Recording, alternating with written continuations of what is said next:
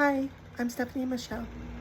Now, did I accurately predict that President Joe Biden would step down and nominate his Vice President Kamala Harris to be the presumptive nominee for the Democrat Party in this upcoming November election?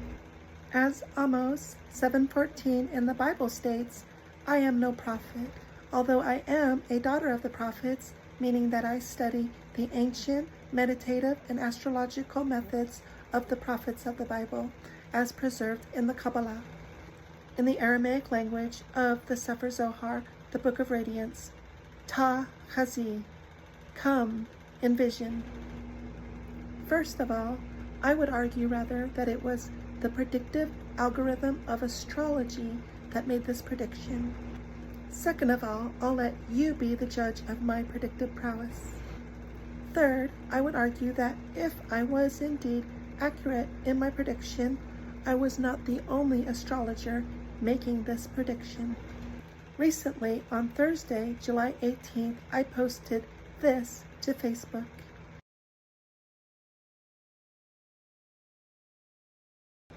Where I posted that it is seeming more and more likely that President Joe Biden will probably step down and appoint Kamala Harris as his successor, but where I also mentioned that I was predicting this months before now.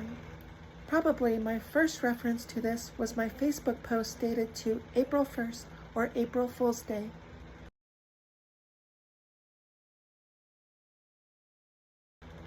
This was a YouTube video from the World Astrology Report podcast with Dan Waits, where I provided my own commentary.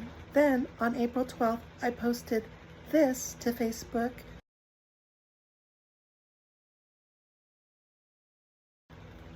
comparing the two speeches between former President Donald Trump and Vice President Kamala Harris, where first I mentioned that it was rather striking to me that the news was pitting Kamala Harris's speech against Donald Trump rather than anything that Joe Biden was saying.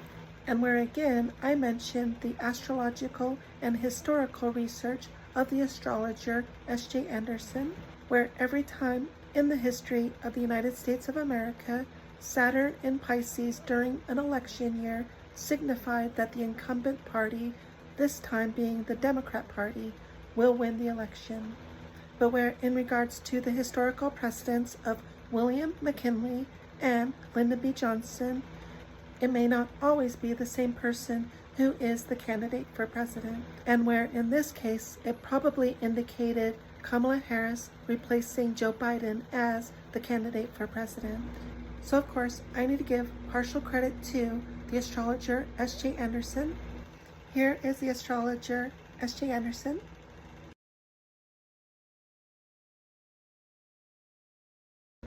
Especially this YouTube video of his dated to June 13th of 2023.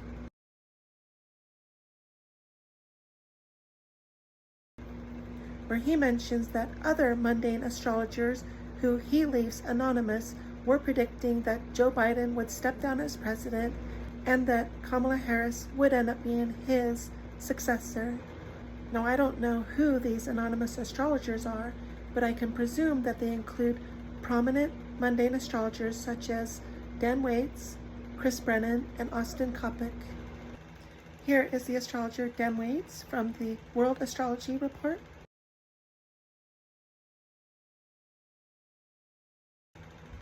Here is the academic Hellenistic astrologer Chris Brennan from the Astrology podcast.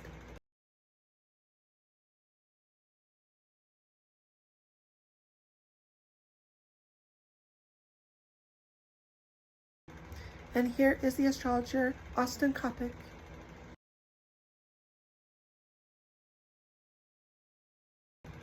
I highly recommend watching all of their videos on YouTube. And of course, where I believe that the 13 keys developed by Dr. Alan Lichtman are a better predictor of predicting election outcomes than the polls, I also agree with S.J. Anderson that mundane astrology and these patterns are more important than looking at the individual horoscopes of the people running for president.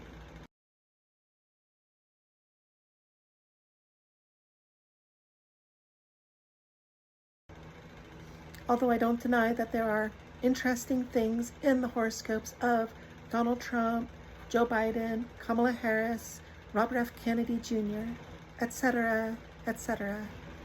Then, on April 29th, I posted this video to YouTube, TikTok, and Facebook.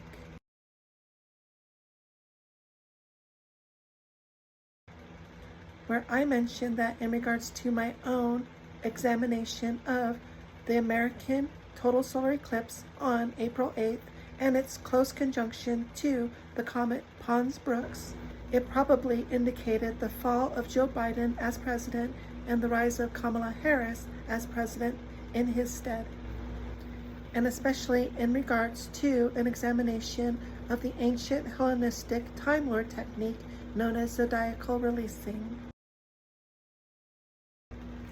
where later I expressed a concern about the health of President Joe Biden. Of course, a major part of my prediction on Thursday, July 18th did not just involve astrology, but also the Simpsons cartoon, with the striking similarity between the purple jacket with the pearl necklace of Lisa Simpson as well as Vice President Kamala Harris. And where I mentioned that whether or not these Simpsons cartoon images are fake or real, it doesn't matter, because I think it represents the zeitgeist of the culture and the astrological symbolism and algorithm behind all of it. And while I originally woke up to the news thinking that President Joe Biden had actually resigned as president and appointed Kamala Harris as president in his stead, he actually just stepped down from running again as president, and therefore I would argue that my prediction still remains only partial, because I think that he will actually resign due to health issues. Now, as for the efficacy of astrology, I do not believe that astrology is supernatural.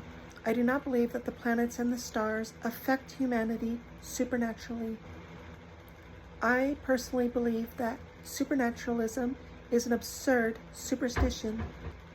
I believe that astrology is an ancient and modern algorithm based upon the mathematics of the historical cycles of nature, and where I am convinced that if indeed nature is mathematical, you can map the mathematics of this system where patterns begin to emerge. And I think these patterns are the basis of the algorithm of astrology. Indeed, as the Talmud, Tractate Shabbat 75a states, astrology is the wisdom and the understanding of the nation of Israel that is in the visible sight of the nations of the world, quoting Deuteronomy 4:6. Indeed, anybody can study and learn the methods of astrology and make similar predictions, although undoubtedly natural skill sometimes plays a significant factor, such as with athletes, musicians, artists. Lastly, however, I will say that I am probably one of the few astrologers who is being unambiguous, forthright, and even rather declarative about my prediction regarding Kamala Harris becoming the next president of the United States of America. And this is probably in large part because I am not a professional astrologer, but rather as a teenager I took 2 Rosicrucian oaths that I would never use the occult sciences such as astrology or tarot card readings for personal gain, but rather only as a charity to help humanity. And therefore I feel that it is a personal obligation of mine to use astrology, to use tarot cards, sometimes politically, to try and affect the progress of society towards peace and justice. Thank you for coming and watching me. I'm Stephanie Michelle. Shalom. Peace.